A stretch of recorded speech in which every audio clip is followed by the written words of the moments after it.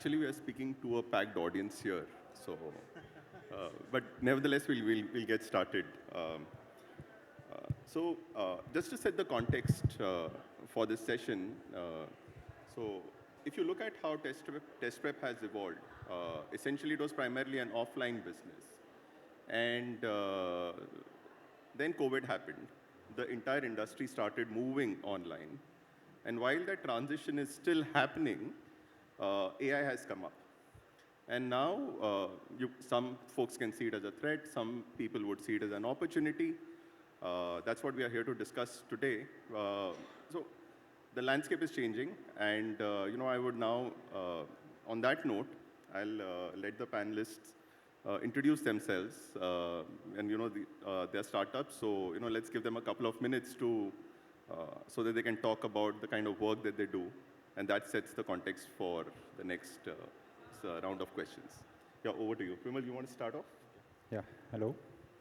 Hello everyone, this is Vimal Singh Rathore. I am building Super Kalam. So what we are doing at Super Kalam is we are thinking how learning, how education should happen in an AI first world. Basically in all the legacy startups and all the efforts that we have done that have led us reach here to a point where with the help of AI, now human teacher as a variable can further scale infinitely. For example, if you are a great teacher and you have a certain skills that you want to teach thousands of students, now that can be infinitely scalable in that specific domain. Similarly, for all different subjects, all different test prep, all the examination, that is now possible. Having said that, we know it's early. There are many errors, many hit and trial that are being done, but it is exploding so fast, it is growing so fast that one day we are going to replace human completely, human teacher completely. Human will be there definitely in parts of teaching, but that relationship of one-to-one mentorship can now infinitely scale. That's what we are trying to do at Super Kalam. Yeah, Karthik. Yeah, I couldn't agree more with Vimal here. So my name is Karthik. I'm the co-founder and CEO of a company called SigIQ.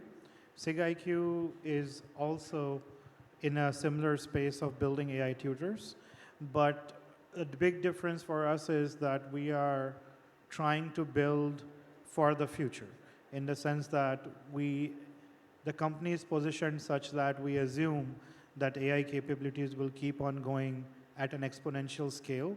And so all the issues that we see currently maybe will just go away in the next year or so.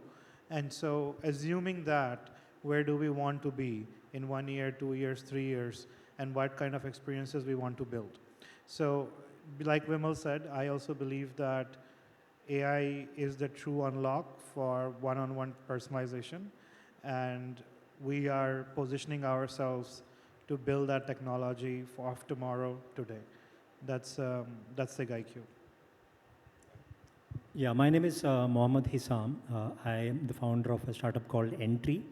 So at Entry, we're trying to solve for this particular segment where there are 40 crore people in India in the age bracket of 18 to 35 years who are not proficient in English, but with the right kind of learning experience in their own local language like Malayalam, Tamil, etc., can improve their employability chances. So what we do is we provide learning programs in these languages that would help our users upskill and be ready for a job. Compared to these two, I'm at the opposite side of things. We started as a human-led product and slowly transforming into like AI slowly, right? So I believe that at least in the next 2 to 3 years, AI can't completely replace human touch, but eventually that will happen. So we are on a journey to become an AI-first vernacular language learning platform. Also, that's interesting because here we have Vimal, who's product first, AI first, and then seeing how to replace humans. And Karthik is only bits and bytes, and let's see where we can apply it. And Isham is humans, and then kind of trying to amalgamate AI into this. So we have the whole spectrum. Yeah, exactly. And yeah, I come from PW where we do everything almost, and so that's a different story. But again, coming back to this, so what workflows has AI actually enabled? So which is, and how does that actually impact the current test prep market? So what was what is not possible earlier and is now possible or is getting unlocked because of AI? So Okay, you'll I'll wanna- take that up Sure. in one perspective. So I have been part of early founding team of Fun Academy, built a company where we were providing live classes, and eventually I sold it. Now, the major difference is that even before EdTech kind of thing happened, 15, 20 years back, there is a simple way. It's a unique static learning model that one teacher is teaching to hundreds and thousands of students, whether it is technology, live class, institution, or old Gurukul, right?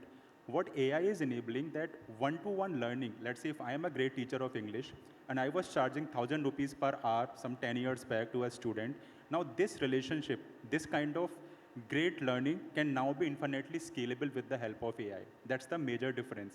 What EdTech 1.0 did, it scaled one-to-many learning heavily, and it was great, right, for all of us, and we saw the impact in COVID. Now we are on to scaling one-to-one personalized learning, and it is not just learning outcome that are going to get affected, it is making this kind of learning, personal mentorship, personal learning, independent of any location. The cost is going to come down, and it is highly personalized. It is almost I would say, consider the previous EdTech 1.0 as our traditional highway, while AI is making personal path from that highway for individual cars or individual student in that case. So that's how I think of the difference, what used to happen, and EdTech, the previous way will also there, but it will severely enhanced, it will democratize learning very, very fast. That's what, I am. Sure. Yeah, I completely agree there. That's on the learning side, and I also kind of think that across all edtechs in India, one common challenge is sales, right? So if you're selling anything about 3 to 4,000 rupees, you need some kind of human touch, like you need an inside sales team to call them, or maybe a WhatsApp support team, etc., to like actually convert users from free to paid. And I think on that side, AI can play a lot of big role, right? So for example, we're working on an AI sales agent, right, which can talk Malayalam and Tamil, right? So I think that is one area outside of learning outcomes where AI can play a big role. Any thoughts, Karthik? Yeah, I mean, I think your question was way more specific, so I'll just tackle it directly, which is that what is it that teachers used to do in a way in 2020, which has changed in 2025? Exactly, yeah. Which was a very specific question. So just today, and I know for a fact that a lot of people on this panel already have these sort of features rolled out. One of the big unlock is assessment, especially subjective assessments. So think of it like any student that is writing an answer which is not objective, which requires some sort of an essay, maybe handwritten, maybe typed, maybe it is a balance sheet in a CA exam, maybe it's an essay for a UPSC student, maybe it's class 10 science mark sheets, doesn't matter. A lot of assessment is subjective and handwritten, and it is manual, and it takes a lot of time from the teachers because they have to grade everything one by one. It is basically trivial now to replicate that with AI. Essentially, tons of open source and closed source model can provide the same quality of assessment, and it can do so much faster and require far less cost. So eventually, a lot of that is going away from human grading into actual models. PW has a product in this space, we have a product in this space. Essentially, that's one workflow, which already in February 25 is completely changed. Another big place where these things have massively moved is doubt resolution. I mean, this one is an obvious one because ChatGPT is a Q&A system, but it's completely changed now. And there's many more in the process, but these are like two specific things that are there that are just disrupted. Sure, that's interesting. Now, if I have to just summarize, there was an entire one-on-one personalization, which is what the teacher used to enable. And especially with test prep, class sizes used to be around 60 to 75 students in a class. And then there is the assessment piece. Where do the teachers go? As in, what is it? Are they then just content delivery machines? Or, sorry for the word machine, but where do you all see that teachers fit in? Or are we looking at a future where teachers actually take up a very different role than what they currently are? So at entry, what we see is some of our most popular teachers are the ones who start the class by spending 4 to 5 minutes on motivating students, right? They actually Nice. talk to them and like say, okay, even if you're down, you can crack this exam or you can upskill in this particular topic, etc. And because of that, all our teachers have started following that pattern. I think that part is still not going to get disrupted, the empathy or motivating part, not immediately at least, but if AI kind of starts figuring out the sentience part as well, that will also get disrupted, but at least for the next 2 to 3 years, that will be there. I think it's a very detailed question, like detailed topic to discuss, honestly, that what would happen to teachers, that's what you are asking. So as per data, if you see, all the test prep markets is being confined to some 10, 20 cities only, right?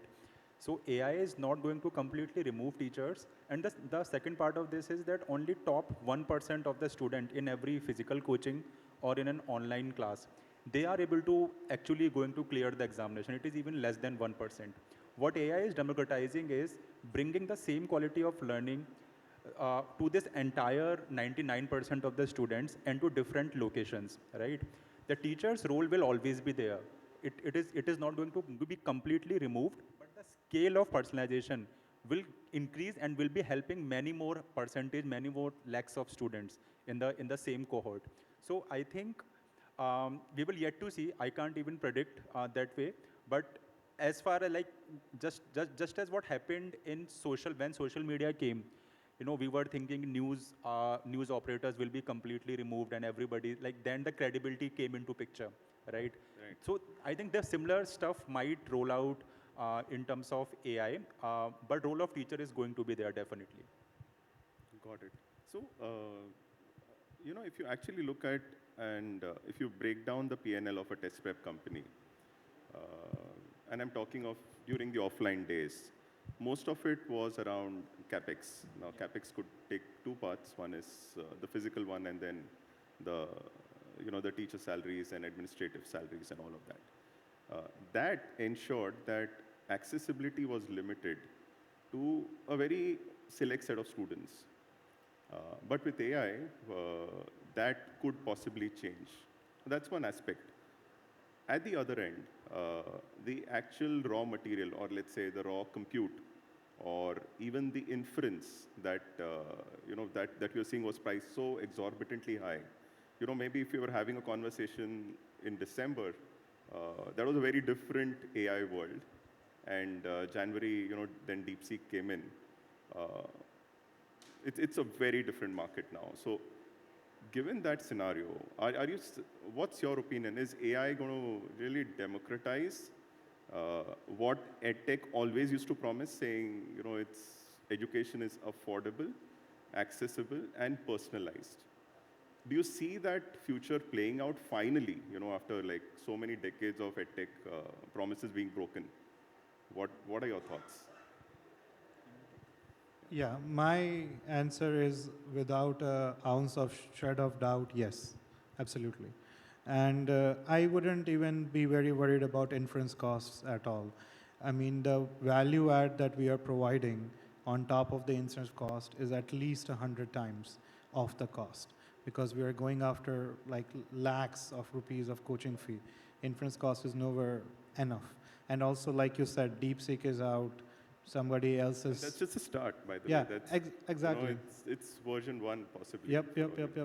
And for sure, in fact, I know for a fact that the amount of money you have to spend to get a certain level of intelligence is on an exponential curve, way more steeper than Moore's law.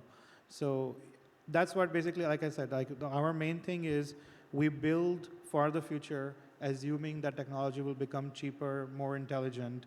And so far in the last 2 years, it's absolutely been the case. And billions and billions of dollars are going into making sure that continues for 25 and beyond. So even if there is a problem, say hallucination, say can't solve J problems, it will go away.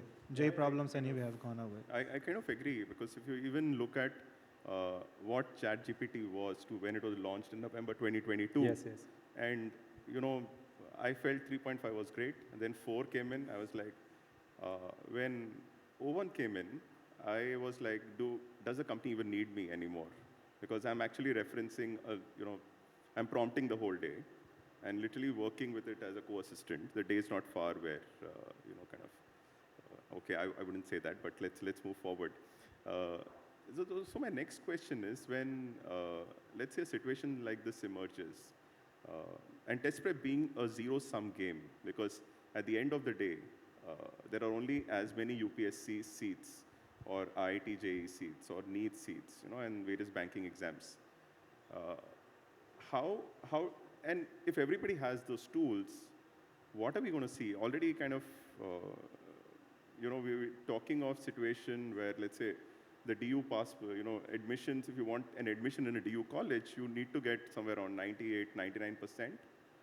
Where do you see the whole market going? How? And let's talk of this from a student perspective. What is it? What do you think is going to be the impact on the students and their parents, for that matter? I think one thing and that... especially, and sorry to interrupt, but any stories from the ground, what is it that, because you folks have been, talking to a lot of students. Yeah, I think one part I would like to take is that even at Super Kalam, we are trying to solve, so there is a very inherent nature of a student that is intent. Like you can build a great product, but if she is not coming on the platform and utilizing the benefit, how you are going to solve for it, right? That's probably one thing that offline coaching has kind of solved, at least from the parents' perspective, that they are sending their kids to coaching and making sure that she is going to class, right? I think building that kind of ecosystem, which is rewarding in a different manner, not just discipline, but in terms of community, peer-to-peer learning. So I think all the models, they will definitely going to help education case, but we as building different products need to make sure that how we are going to reward the intent. That is going to solve for that, for your question that it's a zero-sum game, right? Why? Because it's not always that only top 1% who clear the examination get successful. At least top 25, 30% get the same level of intelligence or awareness or aptitude about that examination, and they go on and crack some other stuff. They keep on, for example, I did not clear UPSC. I attempted a couple of times, but I gained so much, I cleared a couple of steps, and I learned, okay, how can I utilize this? Can I build an edtech company out of my experience? So I built one company, second company, now it's my third company, and finally things are, falling in place, right? Yeah. So I think it's that how you can empower that entire cohort of students who have intent to learn, right? So I think that's where we are going to. No, go ahead. Because I have a point to make. Yeah, adding one point to the OpenAI DeepSeek saga. So I think we also OpenAI as this God-like product, right? That could do everything. And with DeepSeek coming into the scene, that kind of got destroyed, right? And that is very exciting for builders like us in the application layer, right? So I think Balaji tweeted that the real moat is in the wrappers, right? So I think that is very exciting because end of the day, all the traditional modes like distribution, brand, etc., will still play a big role going forward. And especially for a platform like Entry, which has like 70 lakh users in Kerala, the models getting commoditized makes it very easy for us to build features, AI features, right? So I think that will go a long way in like helping companies like us who are in the application layer grow fast with AI. Got it. So Hisham, just continuing, 70 lakh students in Kerala, and this is all vernacular. India knows English, Hindi, and when I actually went to entry.app, and because I've worked in South for like close to 3.5 years, I could see huge influence of Kerala. And 70 lakh students in just that part of the country. What are your insights on the vernacular section of the market? Are we still scratching the surface, or? Yeah, so 70 lakh, again, like just to kind of double click on that number, is like 20% of Kerala's population. And if you look at the demography that we're targeting, that is 18 to 35 years age, the population of that in Kerala is around 1.2 CR, right? So that's almost 50 to 60% of those demography has used entry at least once. So again, it's been possible because we've focused on Kerala for the first 4 and 5 years of entry. We only focused on Kerala, and we went very, very deep, right? So all 70 lakh users are not paid users, out of which around 5 lakh are paid users. And what we kind of figured out is top of the funnel is basically free courses, like recorded content. And then a percentage of that want high touch model, right? So we have something called entry gold, which is like a cohort-based program. So a certain percentage gets converted to that. And then it's a teacher-led program where a mentor kind of handholds a batch of 30 to 50 students and help them achieve goals, right? So what we've kind of seen is a lot of students are self-disciplined, right? They can learn on their own. For them, asynchronous content works well. But for those students who want accountability, there needs to be motivation, there needs to be constant push from the mentor side, they join entry gold cohort-based programs. And with AI coming into the scene, we've been working on like AI features like we built a spoken English bot on top of GPT.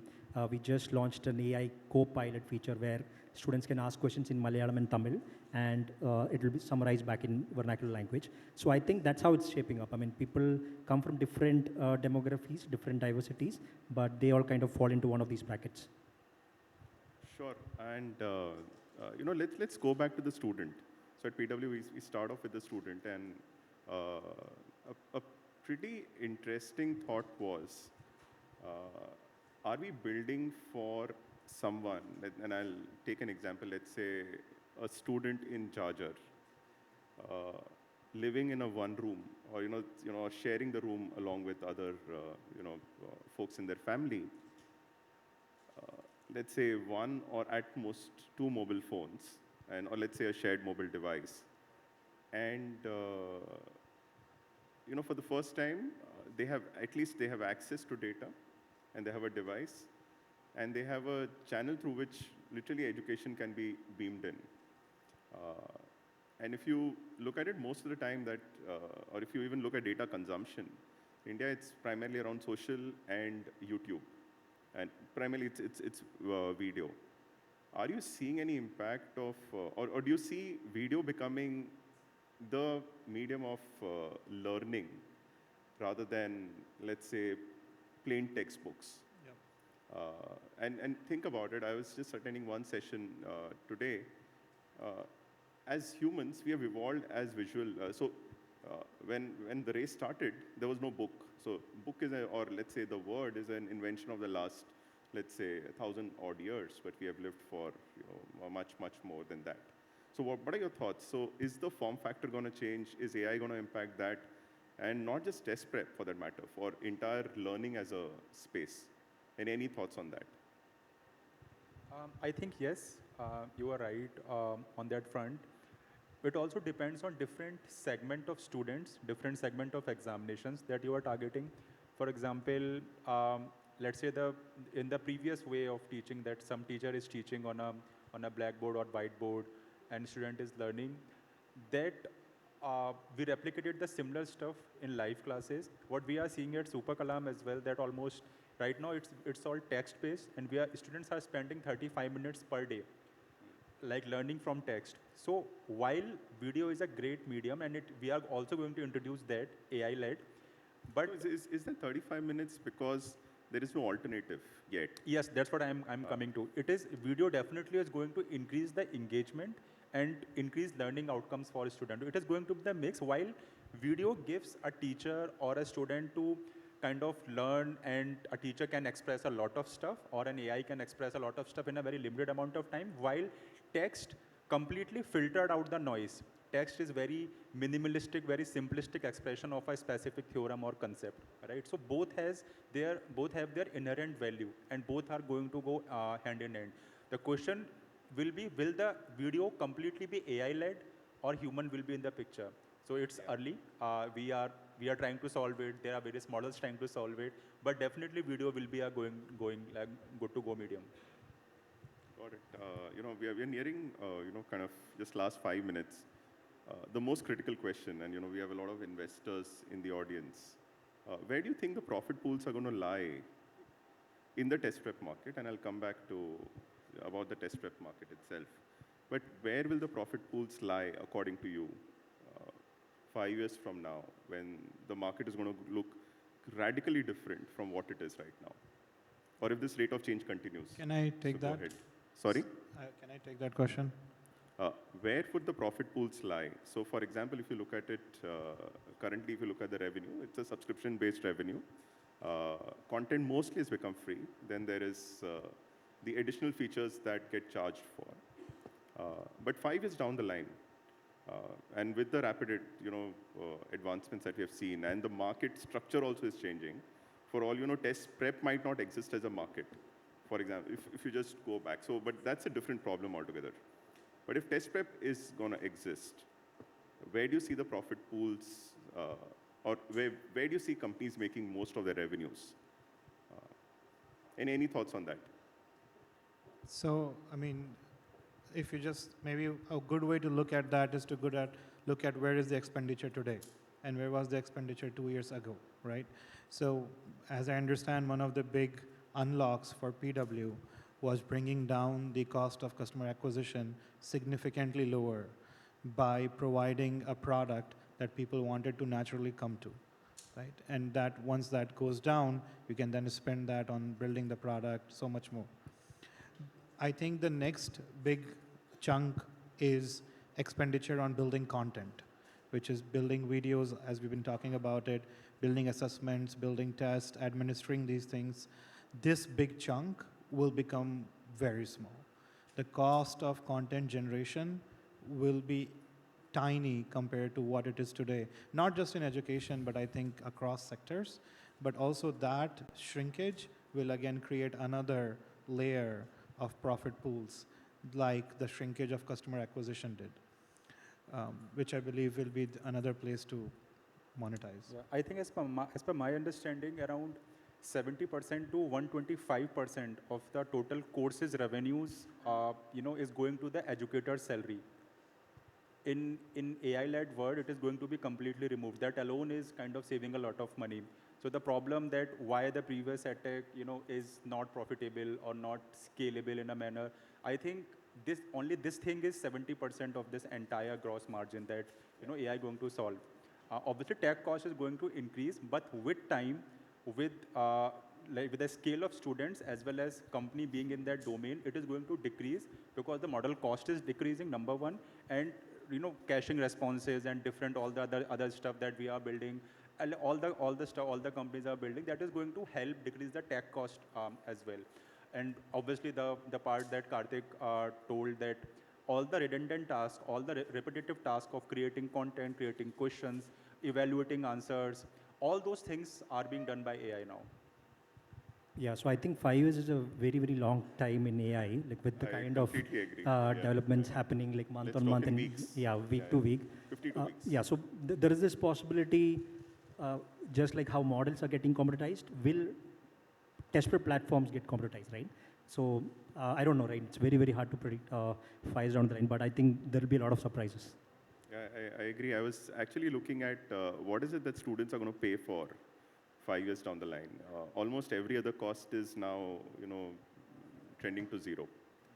Any parting thoughts? We've got just a couple of minutes. Any parting thoughts on test prep plus AI plus disruption? And I think there is a very interesting aspect of AI on the test prep market, which we haven't touched upon, which I can quickly plug, which I think is that tests themselves will change drastically. Right now, will they exist? They will exist for sure. Will they exist as a destination? So for example, it's like 12th, there's a test. To get into a institution, there is a test. But looking at what NSDC is planning, if evaluations are going to run, start from KG, and that's going to be, let's say, on a blockchain, companies already know what's the pedigree. But go ahead. So no, continuous assessment makes sense perfectly, but also what is being tested will change. What is being tested, let's say for UPSC, is very broad recall and opinions. What is being tested for JEE is deep reasoning and mathematical abilities. What is not being tested and cannot get tested in a short interval usually is behavior, right? Which is why you have interviews at the end, because you can't judge people's characteristic through exams. I think that's a key aspect that is unlocked by AI is possible already today. And over the few years, society will absorb that and make that into assessments, which is behavioral assessments. I mean, when I become a civil services officer, behavior is topmost, but you cannot assess that on pen and paper objectively. You will be able to. So, yeah. Isham. Yeah, I think final notes, if everything is going to be done by AI, I think we might be tested for AI skills, right? So in the future, I don't know, it's very hard to predict, but I think that's what's going to happen. Got it. Yeah, I think what I would like to end this conversation is that we have entered into AI first world. All the content, whether it's audio, video, or text, it is some way or the other, it is being affected by AI even right now. I personally spend around 25 minutes per day chatting to, audio chat to ChatGPT Pro. My daughter spends around an hour or so on the daily basis learning pre-nursery stuff. So I think it's going to be very, very exciting, and we have to think every process, whether it is sales, marketing, content, product, we are thinking, and all of us should acknowledge that this is a new way of thinking, and we should learn this as fast as possible. And learning is one very, very important paradigm for AI is going to affect. Yeah. got it. Thanks for Thank you everyone. Thanks, everyone. Thank you.